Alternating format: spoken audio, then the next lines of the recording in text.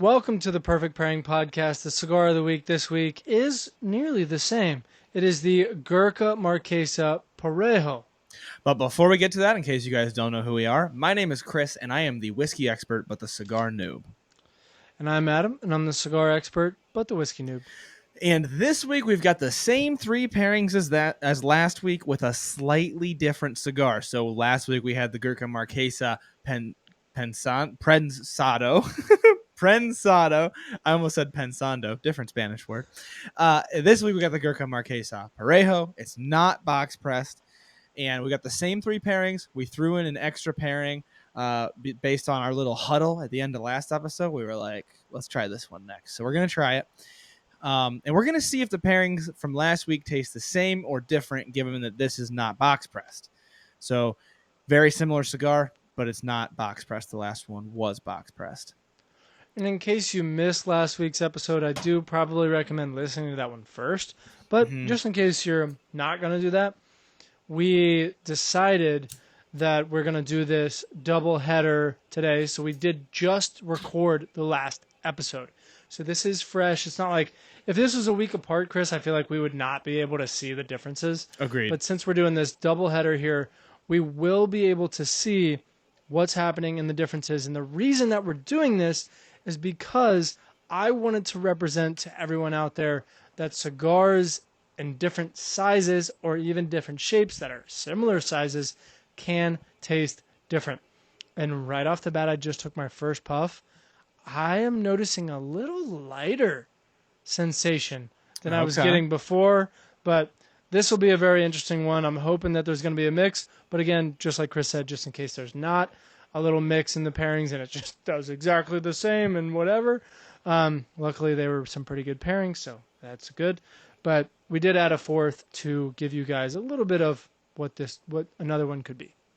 Yes, and before we get into those pairings, I do want to go through some trivia question. This one I've been excited to do. So this week's trivia question, there's a little bit of a hint in the question, but I still think it's a really important topic. So the trivia question for this week is, as a whiskey gets older, what happens to the price and the value of the whiskey? More age, what's going to happen? And that's all I'm going to say, because if I talk too much, I'm going to give stuff away. That one seems too obvious. It might be, or it might not be. We'll see. It's almost like last week, you going, hey man, does Prensado mean box press? And I'm like, shut up. Hey, lucky for you, that got cut out in the bad take.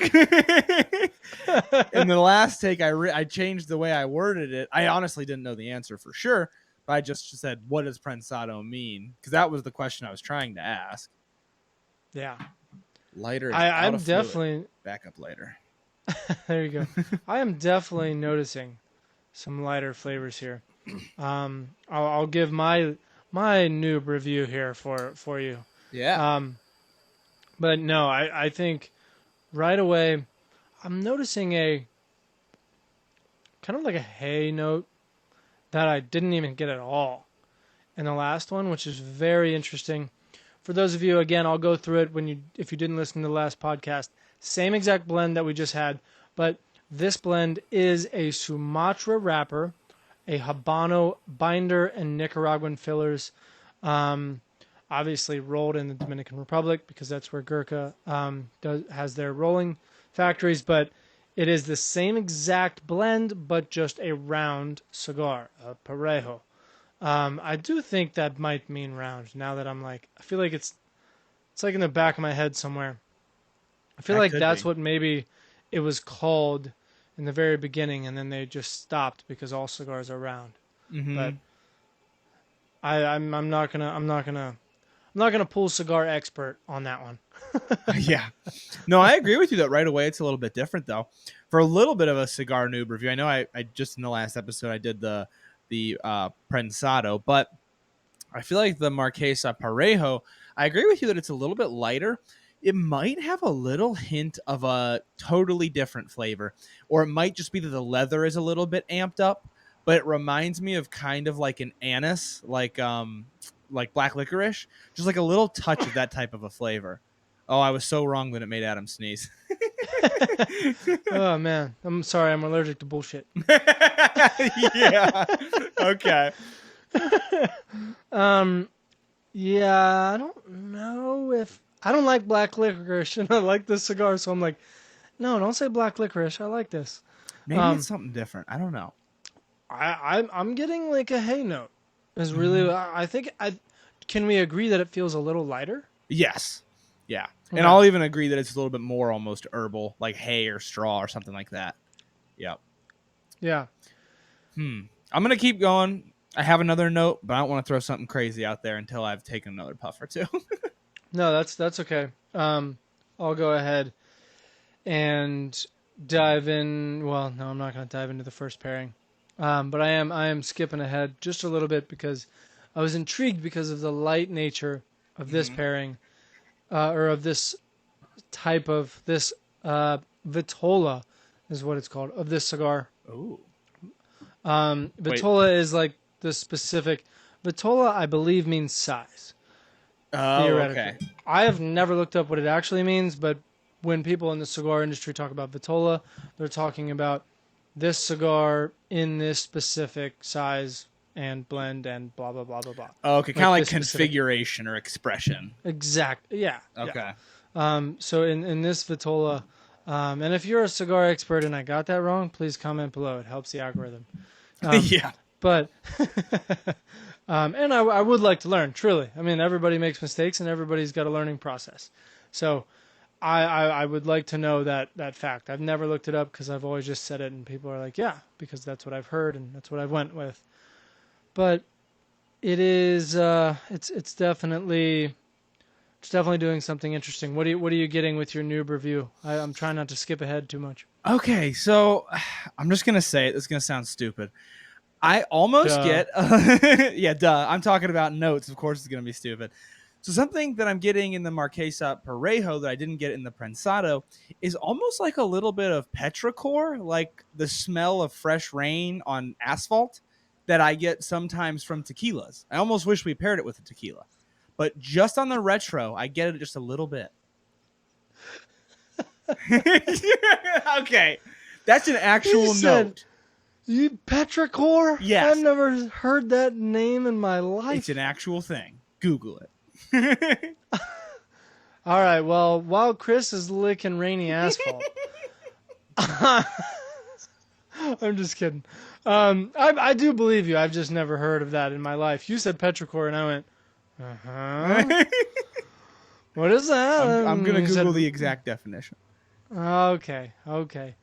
A Go pleasant right ahead. smell that frequently accompanies the first rain after a long period of warm, dry weather. Boom. But for me, like I'm picturing if you walk out of a store with a big parking lot and it just rained, and you've got that like mineral rainwater smell, that's what it reminds me of. Yeah, I don't think I can do it based off smell. I've never tasted it, so it's tough for me. That one's a stretch for me. I'm just gonna say it's a stretch for me, but Fair enough. it's different, is what we can agree on. Yes. Agreed. Which is really weird. I actually think it's almost dramatically different. Yes, and I want to be careful though because we both spend a lot of time critiquing flavors. So like, it's definitely similar. It's not going to be like if you smoke a Connecticut next to a Maduro. It's not like that. But it reminds me a lot of.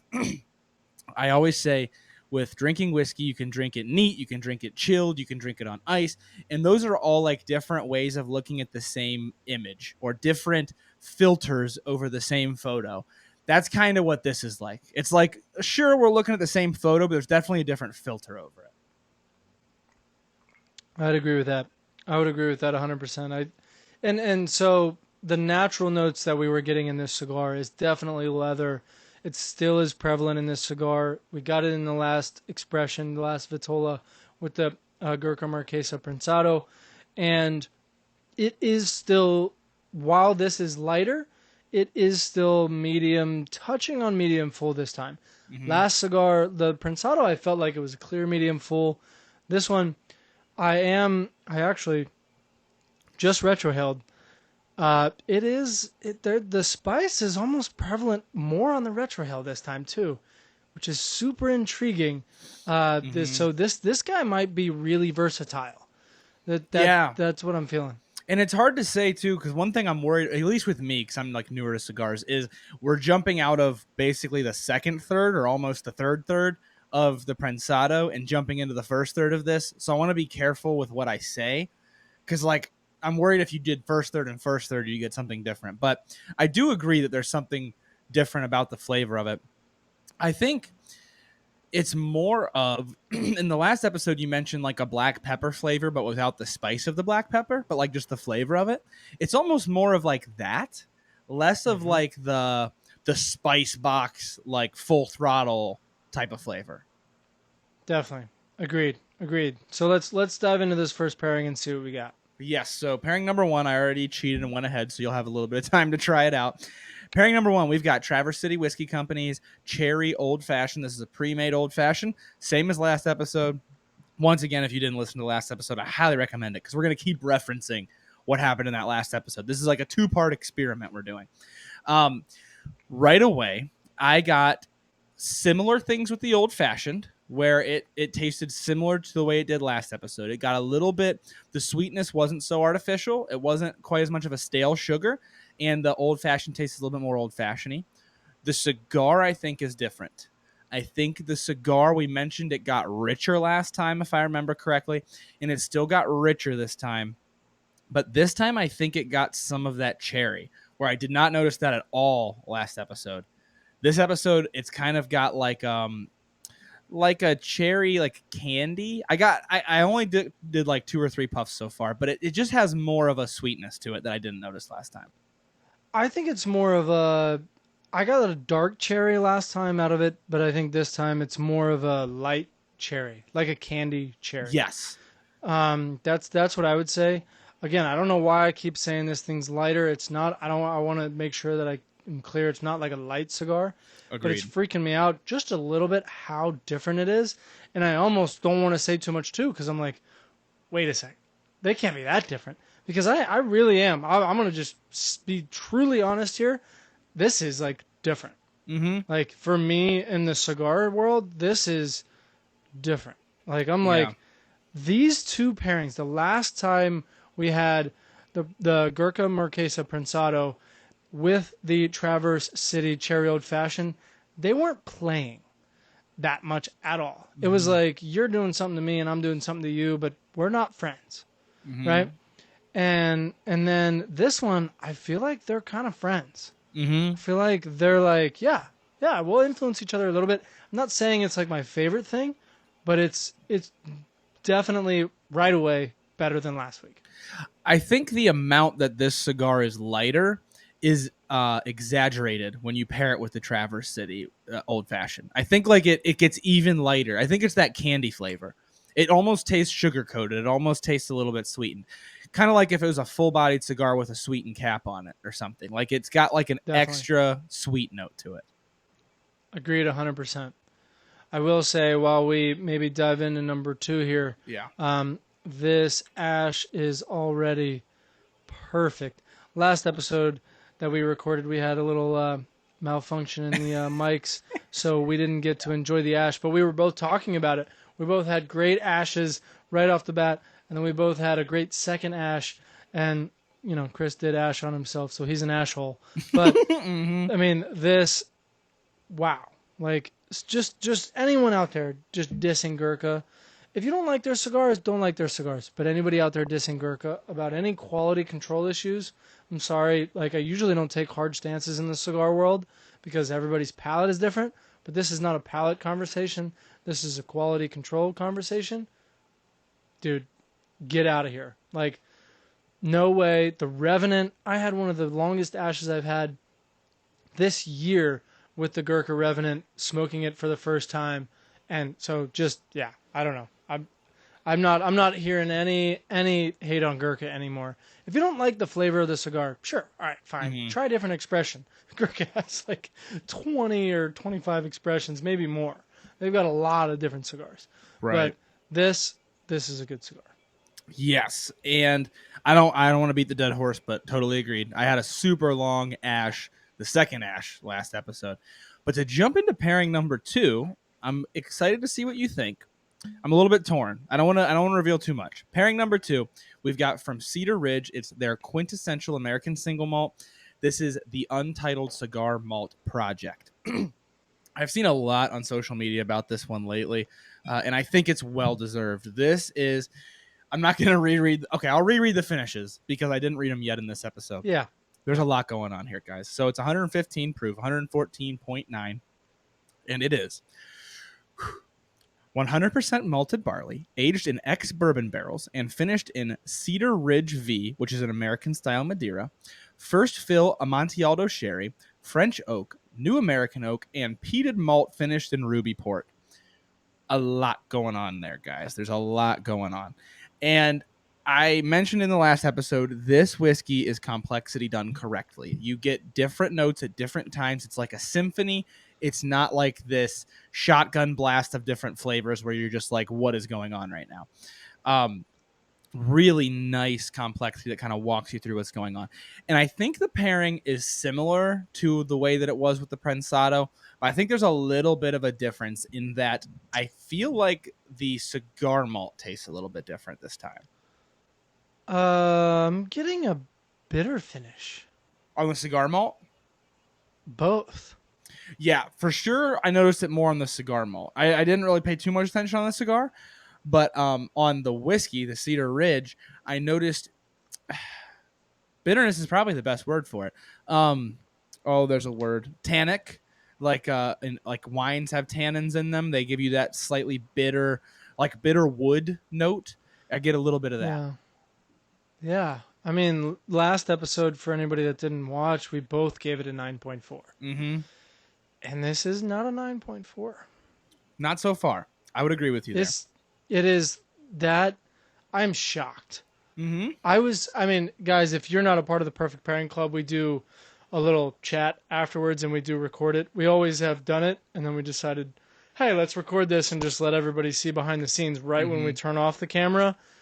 What we do a little debrief about the episode.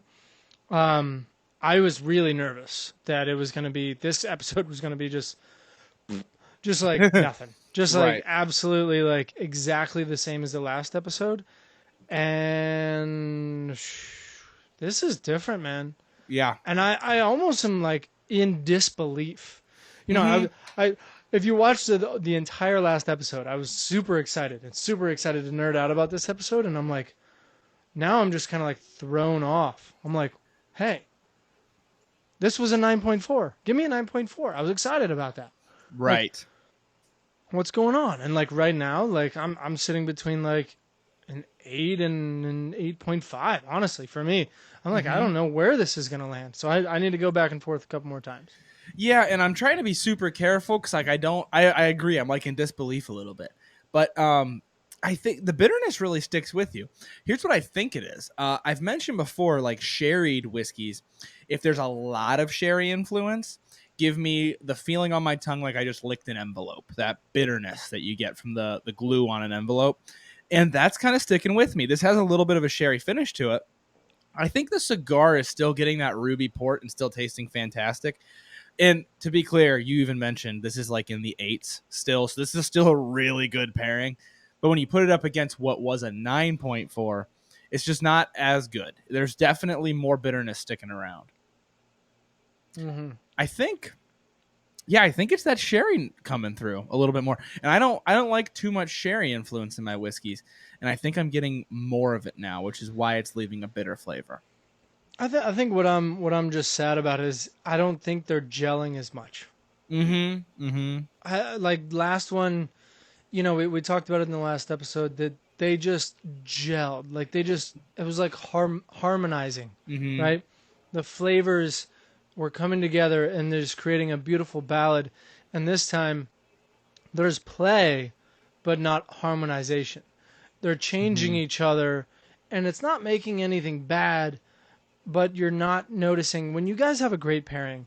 And hopefully by this time you're a part of the Perfect Pairing Club and you've taken the 10% code PPP10 and you guys are getting the discount and all that. And you're trying these cigars with different pairings and you're in the Discord. Please let us know as well in the Discord. But you've probably seen like when something harmonizes, right away this is there's it's an indescribable thing. It's like it's innate, right? It's Mm-hmm. in you and you're like, "Yep, bingo." And it's hard to, put into words, but you always also see like, yeah, there's something going on here. And that's what's happening here rather than the harmonization we saw with the Mm-hmm. Gurkha Marquesa Prensado rather than the Parejo here with the quintessential Untitled. What is it? Untitled Cigar Malt Project. Untitled Long Cigar name. Malt Project.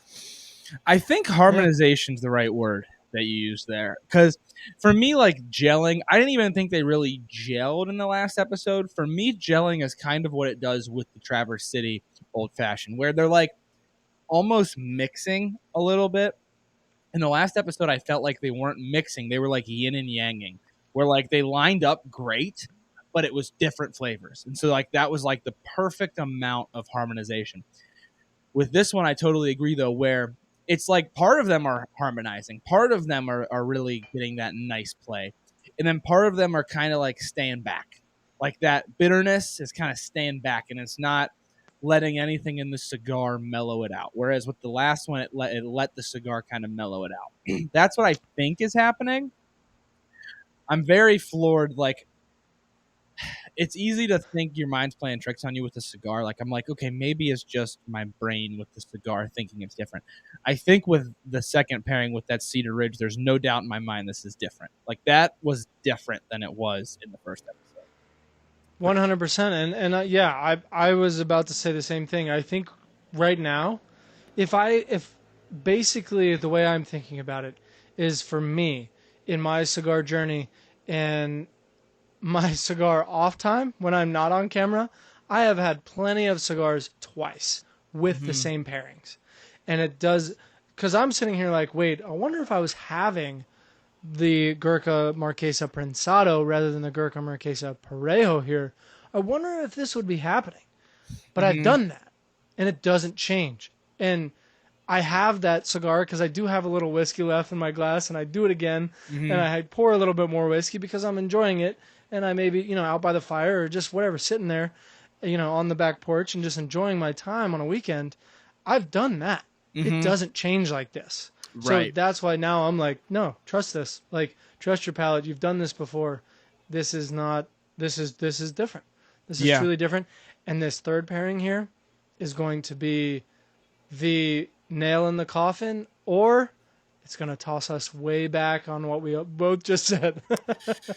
I snuck ahead. And I think it's the nail in the coffin. I got something specific from this third pairing. So pairing number 3, we've got Copper and Casks, straight bourbon whiskey finished in Armagnac casks. This is their Barrel Master Selection bottle. So they take straight bourbon whiskey, they finish it in Armagnac barrels. It's 7 years old. And if you didn't listen to the last episode, it is 62% alcohol by volume. It is 124 proof.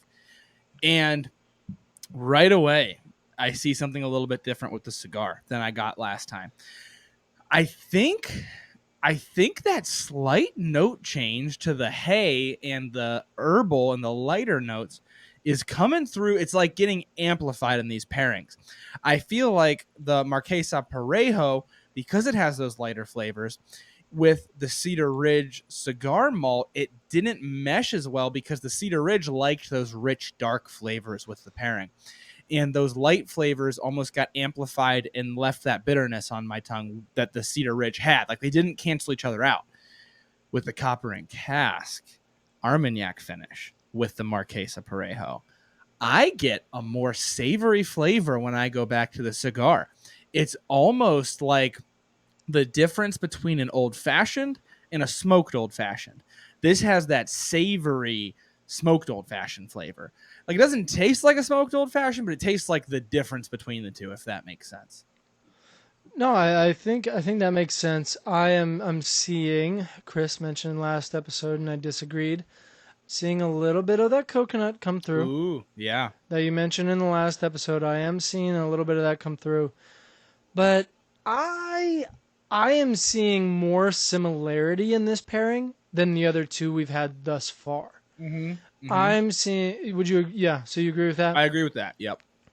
I think I'm seeing more similarity. I was worried almost that I was going to steamroll this cigar, Mm-mm. but I think that's the true blend. Right now we're seeing the other side of the coin.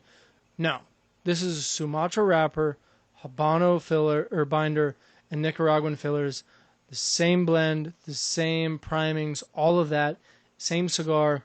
You're not gonna get too different. It like and Mm-hmm. that's what I was probably like worried. Like, Yeah. okay, if this one is like floored like way different, then Mm-hmm. I was gonna be like, okay, I don't even know what's going on. So I'm almost like happy to see the play and the difference. This I said it last time, and I'm gonna capitalize it this time. Grab the Gurkha Marquesa Prensado and the Gurkha Marquesa Parejo, Mm-hmm. and then grab the Copper and Cask Armagnac finish. Have them both at the same time, both cigars, and that one pairing. And I think that's where you're gonna find different pairing experience Mm-hmm. with very subtle notes, which is going to help you be able to realize different notes in a pairing. And then you're also going to see the differences in the cigar if you're not seeing the cigar differences smoking them at the same time. I think this is the answer to our kind of experiment that we decided to Mm-hmm. do for this past 2 weeks with the Parejo and the Prensado from the Gurkha Marquesa, the different sizes. We got the box press, we got the round. I think the Copper and Cask Armagnac finish is the one that is really the one where you're going to tell that minute difference and train your palate to notice. Mm-hmm. Because I think if you have the other ones, it's going to be too different. And you're going That's to be like, fair. I don't really know where it's at.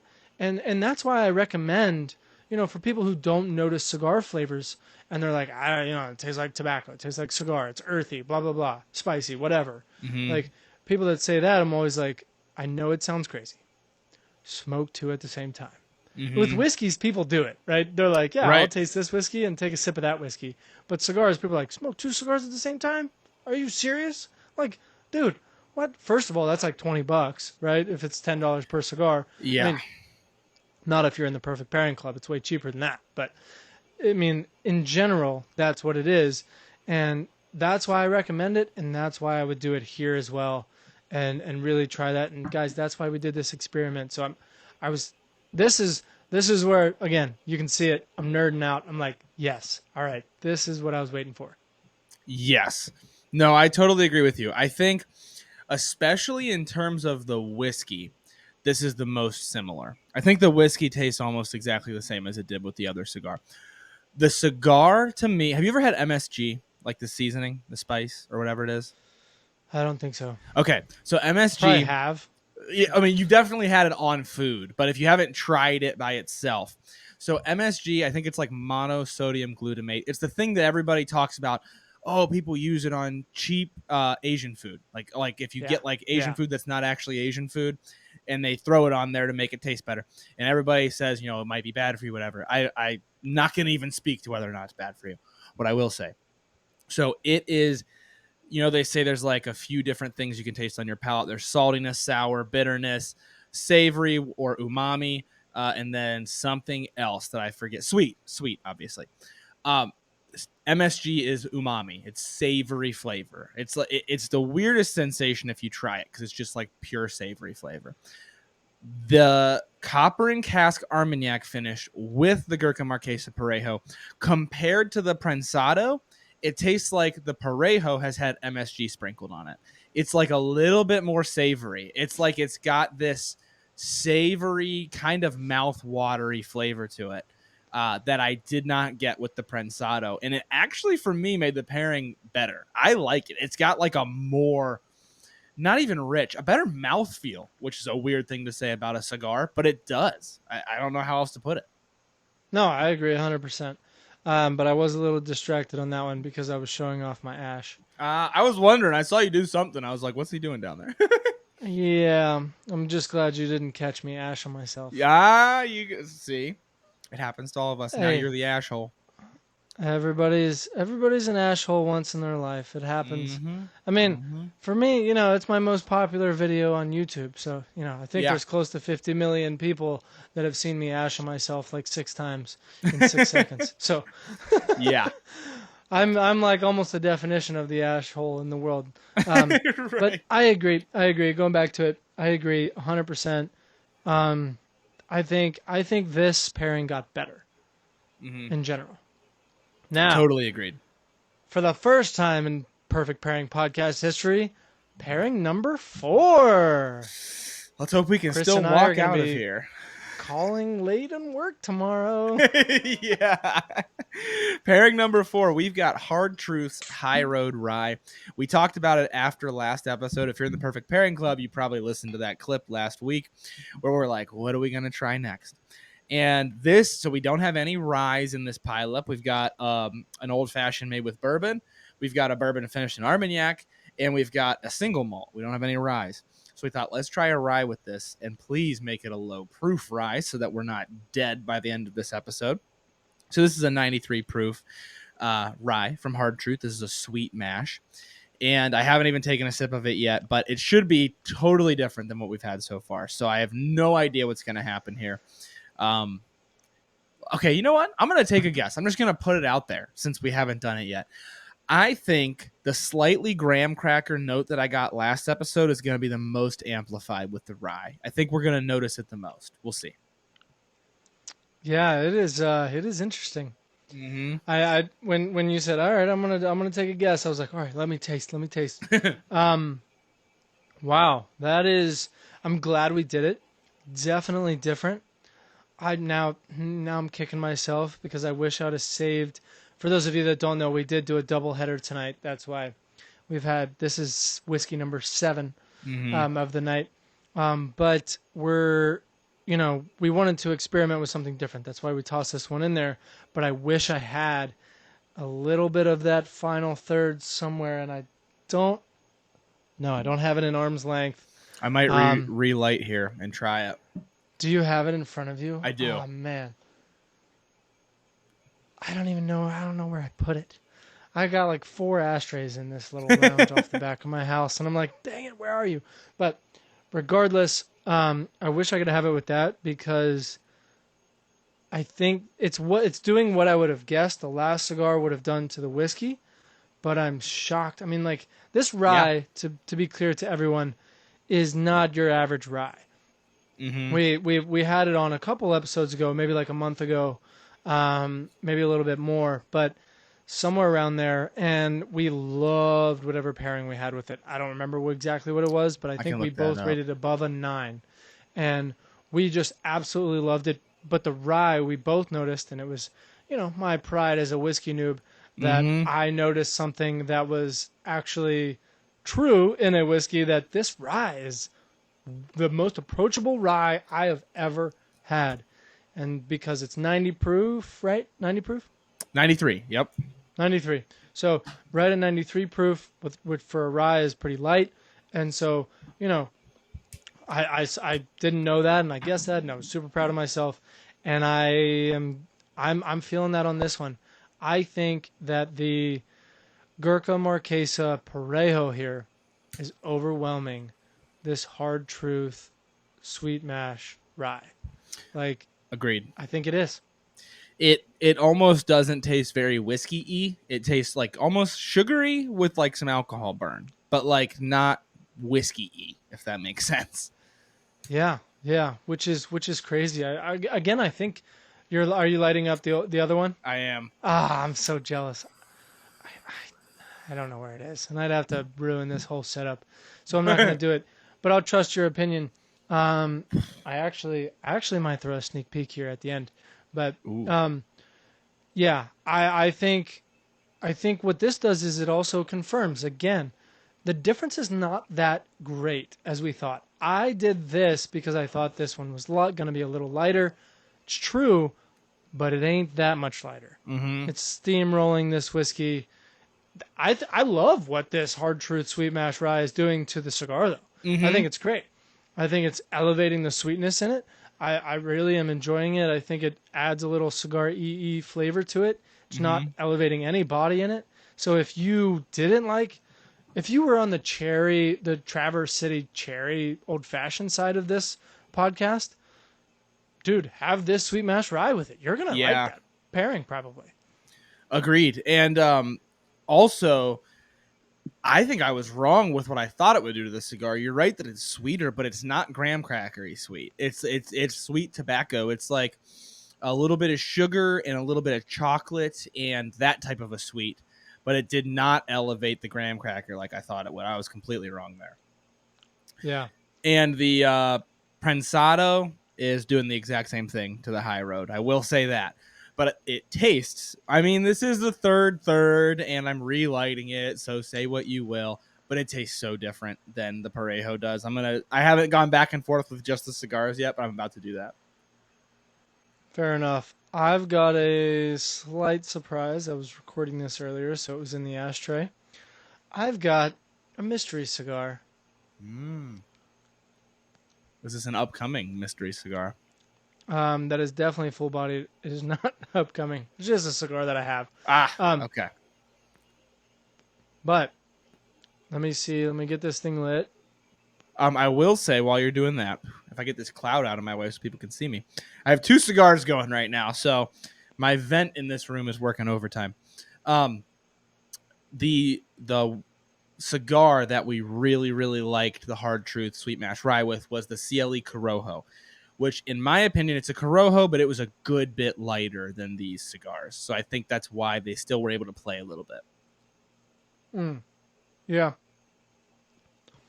Okay, so this is the Diamond Crown Maximus from Mm. JC Newman.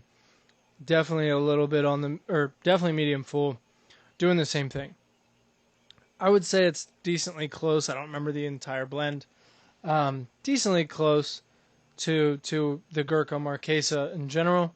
But yeah, it's steamrolling it just like I anticipated. So, I mean, different on all these pairings, but not anything crazy. Let's get into the rankings if you're ready. I think so. Um, I'm trying to figure out the difference between the 2 cigars. So far, what I'm coming up with, I did not expect because I didn't get it when we smoked the cigar. But now that I smoke the Marquesa Parejo, when I jump back to the Prensado, I get like a honey flavor, like maple syrup, like some kind of a sweetener that's not white sugar. Really But you're weird. noticing a difference. For sure. For sure. Really Isn't that strange. crazy? That Yeah, is crazy. same blend, Yeah. same-ish size, box pressed, round. That's why I love with cigars and with whiskey, trying stuff side by side will just unlock a world of understanding that is not there before. If you try something side by side, you'll be like, oh, these do taste different. And they actually taste surprisingly different. So, absolutely. I'll jump into the rankings, though. I'm going to stop my filibuster. So, let me bring them up, actually, because I switched them around. I want to make sure I Wait, don't are we lie here. putting the hard truth 1 through 4 here? We can. Let's do it. Let's do it. So, let's put the All right. hard truth. I actually have it. I would have the hard truth at last place. I'm not going to lie, because I think it got so steamrolled. And then I would do Traverse City Cherry Old Fashioned, and then I would do Copper and Cast Armagnac, and then I would do Cedar Ridge Quintessential at first place. So you've got the same lineup, Yes. and the hard truth sweet mash rye just didn't work. I Correct. actually have something different. Okay. I've got the same hard truth sweet mash rye with the Gurkha Marquesa Parejo in last, and then I have the Traverse City Cherry Old Fashioned, and then I've got the quintessential Untitled Cigar Project in second, and I've got that Copper and Cask Armagnac finish at first with the Gurkha Marquesa Parejo, which was in second with the Gurkha Marquesa Prensado. I almost had that. I really did. I actually had my ratings that way, and then I jumped back to the Quintessential Cigar Malt, and I flipped them back to where it's in first place. This is specific to me. It's just because of that ruby port comes through with the cigar, and I love a ruby port finish. So I jumped back to it, and I smoked the cigar, and I was like, oh, but that ruby port is so nice. So I put it back in first place. but I'm with you that it could go either way for sure, and we'll see that in the ratings here. I didn't rate High Road Rye. I'm gonna rate it at a 5.1 because it's not offensive. It's nothing wrong with it. It just steamrolls the whiskey. The cigar still tastes good. The whiskey still tastes okay. It just doesn't taste very whiskey-y to me. I'll give it a little higher, but coming from the cigar side, I'm gonna go 5.5. Okay, I think that's totally fair. Now, Yeah. So the ratings are going to be weird. Hold on. Let me pull the ratings tab over here because I accidentally moved it. So I flipped my ratings around last minute. But I have the Traverse City Cherry Old Fashioned. I had it at a 7.2. I actually kept it at a 7.2. I thought the Old Fashioned tasted about the same. The cigar tasted different, but not better or worse. It just tasted different to me. I brought the Traverse City Cherry Old Fashioned up to a 7.5 with the Gurkha Marquesa Parejo. Wow. Okay. I just thought this is something if you love this Traverse City Cherry Old Fashioned, this is a pairing that you would have. I think there's way better pairings. I mean, way better pairings with this Traverse City Cherry Old Fashioned for sure. Just because of the sweetness of it, I think there's a long list, but this one was better than the last. Yeah, we might have to keep that and try it with a lighter cigar, to be honest with you. I would love to try it with something a little bit lighter. But jumping into, so I'll do my number one next, and then we'll go in your order. Yeah. So my number one, which is Adam's number two, the Cedar Ridge Quintessential Cigar Malt. I had it at a 9.4 with the Prensado. I have it at an 8.4 with the Parejo. Fair enough. I had it at a 9.4 with the Prensado. I've got it sitting at an 8.5. Okay. With the Parejo. Very close. So, yeah. I knew it was in that 8 to 8.5. I went back to it. It started to elevate a little, and I'm like, but I knew it wasn't close to the same, so I wanted to make that clear. Yep. I do think that one is the, if you don't believe it's going to be different, try it with that, because that is noticeably different. Yeah.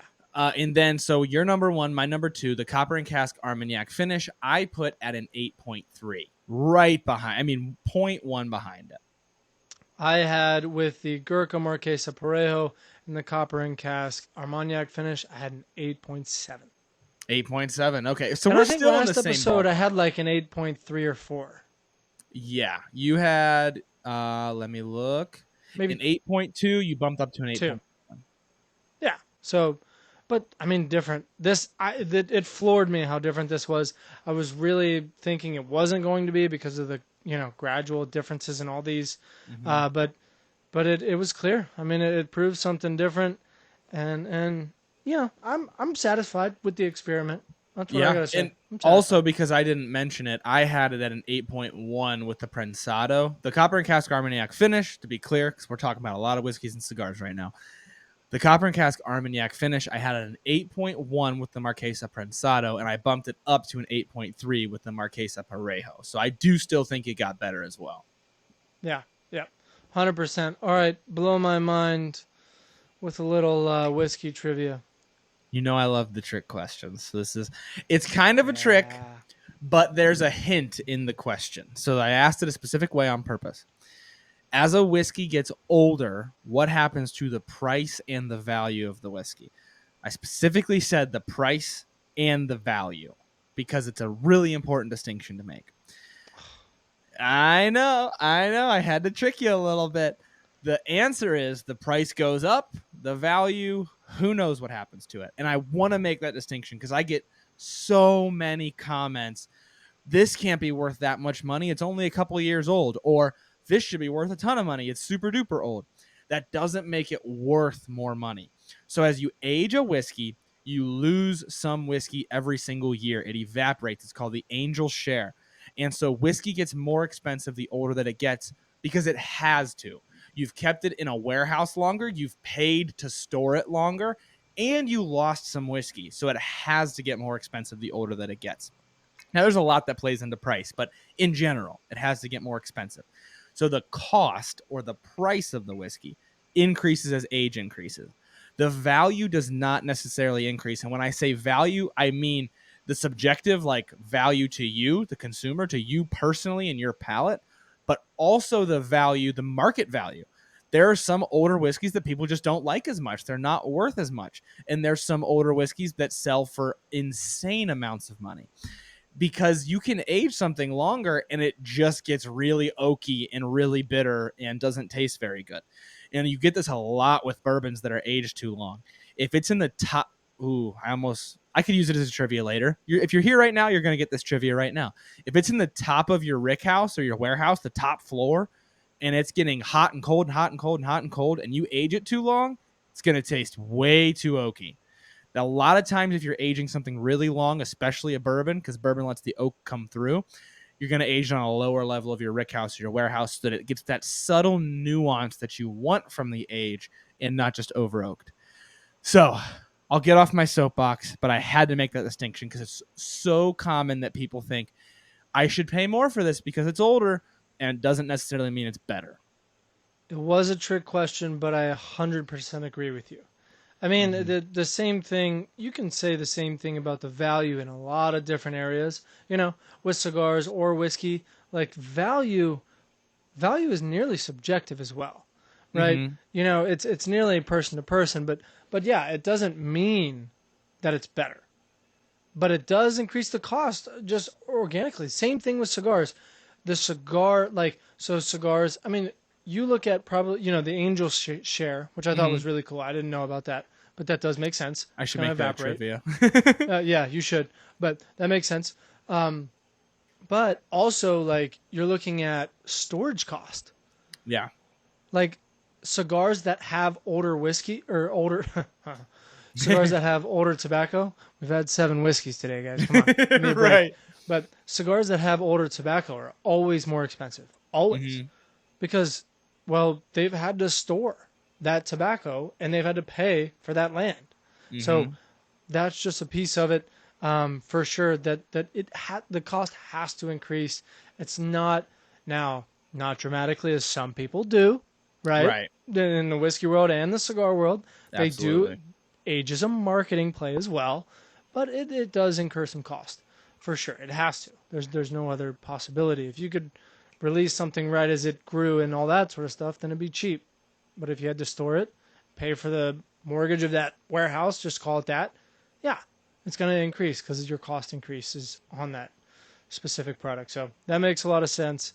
Chris, this one was good. I'm glad we did this experiment. I'm glad. I was nervous, but I'm glad. This is a roller coaster, but it was a lot of fun. I'm glad to. I feel like I learned a ton about the difference between the two cigars here. So I'm really glad there was a difference. That's a relief. Yes, me as well. And I hope everybody out there, please, this one is I wish I'd have mentioned this in the beginning of the episode, but if you're hanging around, please, please, please, this one more than any other podcast, go in the Discord.